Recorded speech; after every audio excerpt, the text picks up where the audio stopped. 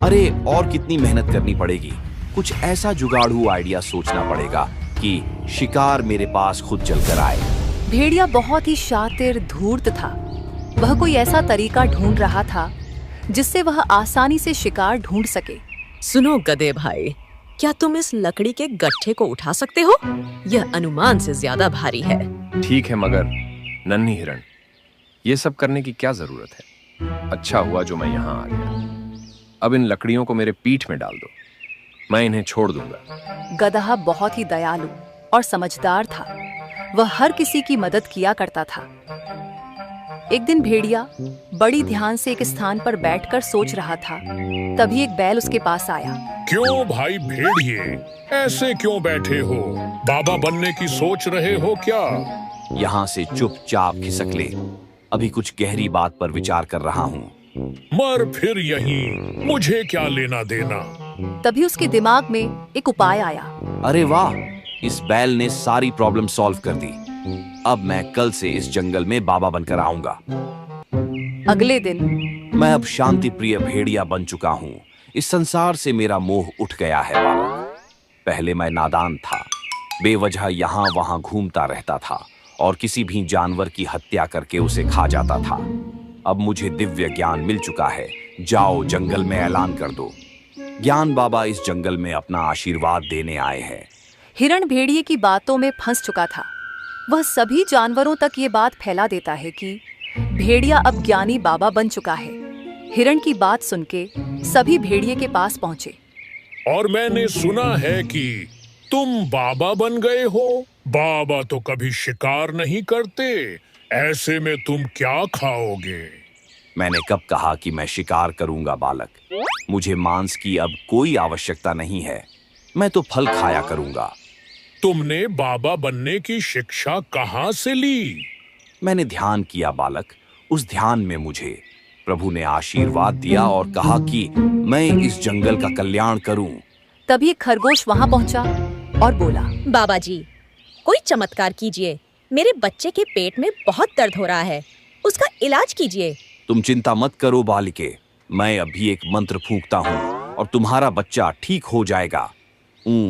Him क्ली हूँ फट स्वाहा। अब जाओ देखो कि ठीक हुआ कि नहीं। खरगोश अपने बच्चे को चेक करके आता है। बाबा जी की जय हो। अद्भुत बाबा जी, मेरा बच्चा बिल्कुल ठीक है, उसका दर्द छू मंत्र हो गया है। अब सभी भेड़िए की चाल में फंस चुके थे। उन सभी को विश्वास हो चुका था कि भेड़िया बाबा बनकर चमत्कार करता है।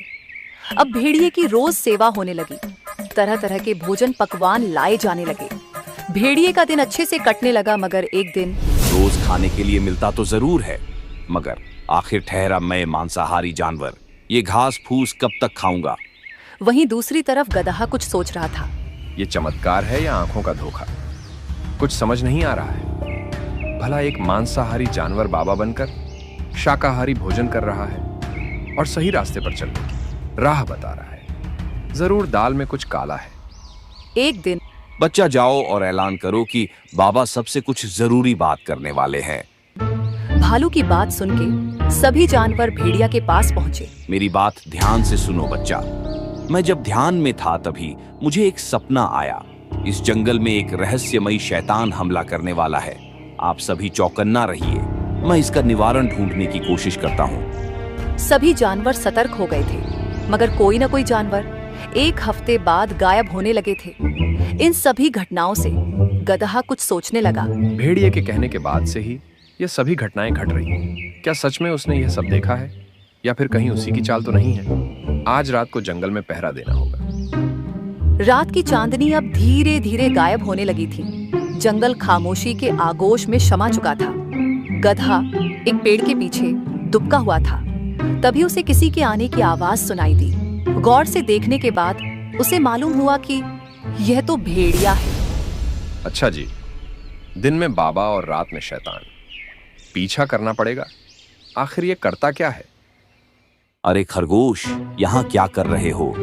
तुम्हें मालूम नहीं क्या आसपास शैतान घूम रहा है? इस रात के अंधेरे में मैं अपना रास्ता भूल गया हूँ बाबा जी, क्या आप मेरी मदद कर सकते हैं?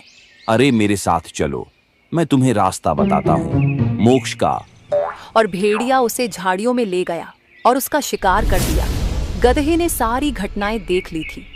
अगले दिन बाबा जी, मेरे पति अभी तक घर नहीं पहुँचे। अपनी दिव्य शक्तियों का इस्तेमाल करके पता लगाएं कि वे कहाँ हैं। इसमें ध्यान लगाने की कोई जरूरत नहीं है। मैं बताता हूँ कि तुम्हारा पति कहाँ है। तुम्हारे कहने का मतलब क्या मतलब है? ये जो बाबा बना फिरता है, यही असली शैतान है। यही जानवरों का शिकार करता है और सभी जानवरों को झूठ बोलता है। तुम्हारे पति का शिकार भी इसी ने किया है। तुम ये क्या कह रहे हो? तुम्हें मालूम नहीं है क्या? बाबा जी सिद्ध ज्ञानी हैं। मैं सच कह रहा हूँ। इसे खरगोश का शिकार करते मैंने अपनी आंखों से देखा है। अपनी ये बकवास बंद करो। बाबा जी ने अपनी सिद्ध से चुटकी में खरगोश के बच्चे का इलाज किया है और तुम कहते हो ये ढोंगी है। सारे जानवर गधे की बात पर जरा सा भी विश्वास नहीं कर रहे थे। गधे को भी समझ आ गया कि ऐसे में उसकी दाल नहीं गलने वाली। उसने तुरंत एक तरकीब निकाली। आप सब कह रहे हैं तो मैं मान लेता हूँ कि ये मेरी आंखों का भ्रम है। मुझसे बहुत बड़ा पाप हो गया। आप सभी मुझे एक बार प्रायश्चित का मौका दें। ठीक है बालक, बाबा तुमसे नाराज नहीं है। फिर भी तुम मेरी सेवा करना चाहते हो तो इसमें तुम्हारा ही कल्याण होगा।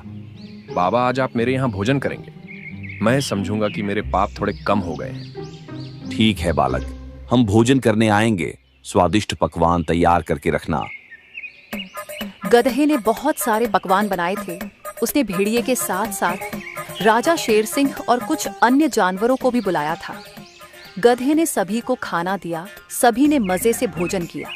लेकिन जब भेड़िए ने भोजन किया तो उसे तेज जलन होने लगी। गधे ने जानबूझकर उसके खाने में तीखी मिर्च डाला था। गुस्से में आग बबूला होकर भेड़िए ने कहा। उसका इतना ही कहना था कि सभी जानवरों ने भेड़िए की तरफ देखा।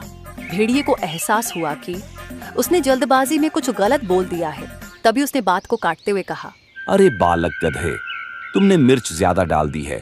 थोड़ा ध्यान रखा करो। बाकी जानवर तो कुछ समझे नहीं, मगर शेर सिंह को भेड़िए के इस बर्ताव पर कुछ शक होने लगा। सभी ने खाना खाया और चले गए। सबके जाने के बाद गधे के पास शेर आया और उनके बीच कुछ बातचीत हुई। अगले दिन ये गधा अपने आप को बहुत होशियार समझता है। उसे मेरी किसी भी बात पर विश्वास नहीं होता। उसे रास्ते से हटाना ही होगा, वरना वो मेरा खेल बिगाड़ देगा। एक दिन भेड़िए ने गधे को हिरण से बात करते सुना। क्या हुआ हिरण भाई, परेशान नजर आ रहे हो? गधे भाई, मेरे इलाके की घास सूख चुकी है। मुझे नए चारे की आवश्यकता है। बस इतनी सी बात। पहाड़ी के दूसरी तरफ एक जगह है, वहां हरी हरी घास उगी है। वहां जाओ। ऐसे भी उधर कोई ज्यादा जाता भी नहीं है। तुम्हें कोई परेशान भी नहीं करेगा। भेड़िए के खुरापाती दिमाग में एक उपाय आया। अरे वाह, जब ये हिरण वहां पहुंचेगा, मैं पीछे से इतना जोरदार हमला करूंगा और इसे घायल करके भाग जाऊंगा। और जब ये यहाँ आकर अपना दुखड़ा रोएगा, तब मैं सारा इल्जाम इस गधे के ऊपर डाल दूंगा। बोलूंगा कि गधा ही असली शैतान है जो भेष बदलकर जंगल में रहता है। हिरण हरी हरी घास देखकर बहुत कुछ हो रहा था। उसे मालूम नहीं था कि भेड़िए उसके ऊपर नजर टिकाए बैठा है। अरे वाह, गधे ने सही कहा था। यहाँ तो सच में नई नई घास है। हिरण घास खाने में मग्न हो गया। मौका पाकर भेड़िए ने हिरण पर हमला कर दिया, मगर भेड़िया कुछ और कर पाता। उसके पहले शेर सिंह, गधा और कुछ जानवर वहां आ पहुंचे। रुक जा ढोंगी, तुम्हारा खेल खत्म हुआ। छोड़ दे उसे। महाराज, आप यहाँ कैसे? आप जो समझ रहे हैं वह सब गलत है। मैं तो बस हिरण की सुरक्षा के लिए यहाँ मौजूद हूँ। अच्छा, उसकी सुरक्षा के लिए या उसे अपना निवाला बनाने के लिए? अच्छा, तुम सबको मेरे खिलाफ भड़का रहे हो गधे, ताकि तुम मेरी जगह ले सको। अरे चुप हो जा ढोंगी, और कितने झूठ बोलेगा। मीठी मीठी बातें कर सभी जानवरों को भ्रम में रखा और सबका शिकार करता रहा और इल्जाम उस शैतान पर डालता रहा जो दिखाई भी नहीं देता। भेड़िया बुरी तरह घबरा गया था। उसकी पोल खुलते देखकर उसने गिड़गिड़ाते हुए कहा, महाराज, मुझे माफ करे। तुम्हारी माफी नहीं सजा होगी। वो तो अच्छा हुआ कि गधे ने खाने पर बुलाया और तीखी मिर्च तुम्हारे खाने में डालकर तुम्हारा मुंह खुलवाने की कोशिश की। उसी समय मुझे तुम पर शक हुआ और मैंने गधे और हिरण के साथ मिलकर ये योजना बनाई। सैनिकों, इस भेड़िए को काल कोठरी में डाल दो। रुकिए महाराज, मुझे एक बात जाननी है कि इसने खरगोश के बच्चे का इलाज बैठ बैठे कैसे किया? मैंने खरगोश के बच्चे को एक जड़ी बूटी खिलाई थी जिससे पेट में गैस बनती है और थोड़ी देर तक दर्द होता है, मगर बाद में दर्द अपने आप कम हो जाता है। खरगोश जब आई तब दर्द था और जब तक वह दोबारा चेक करने पहुंची तब तक दर्द कम हो चुका था।